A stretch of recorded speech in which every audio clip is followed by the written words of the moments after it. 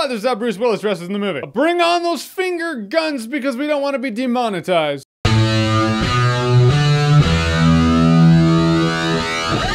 Death Wish. I need an extra layer. I look weird. There we go. Hold on.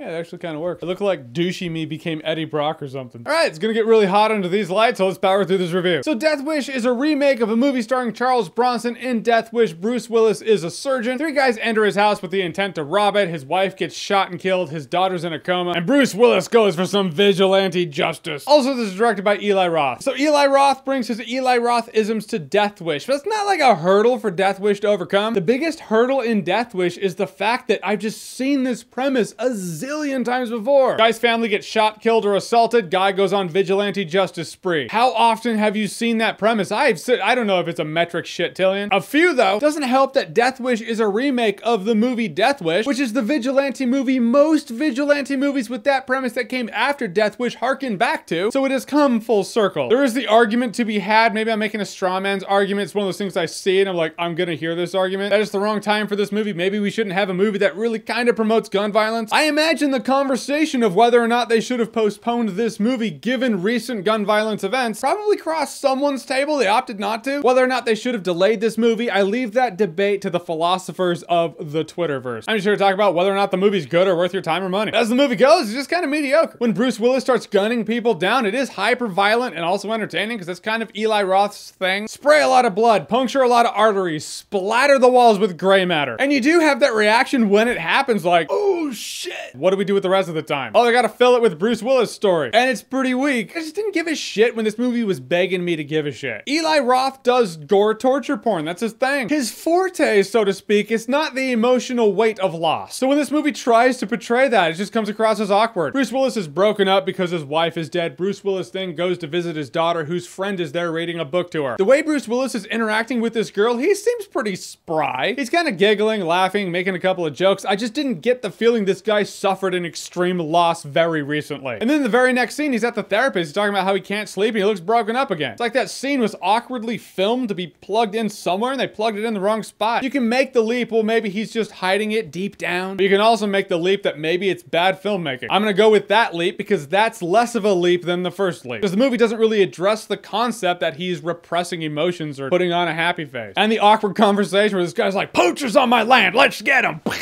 He starts shooting at these guys who were poachers on his lands, where Bruce Willis is like, you know what? Maybe I do need to take things into my own hands. Again, it's a moment where Bruce Willis's character gets this profound notion that's gonna change the course of his life. But as the audience, you're watching it like that could have just been done better. Because in the end, this movie had moments of enjoyment in it. But in a world where we have the premise of the character becomes a vigilante because his family was assaulted or killed, done ad nauseum, the movie doesn't really stand out. It's not better than Death Sentence with Kevin Bacon. It's not better than the Thomas Jane Punisher. So as much as I want to say you can knock a couple back and enjoy the movie, you can knock a couple back and enjoy other movies. And I'm not gonna remember Death Wish in T-1 day. Yep, already forgot. All right, so Death Wish, have you seen it? What did you think about it? Or have you seen the original Death Wish? Have you seen that? What'd you think of that? Whatever you think, comment below, let me know. And as always, if you like what you've seen here and you want to see more, click right here to see more.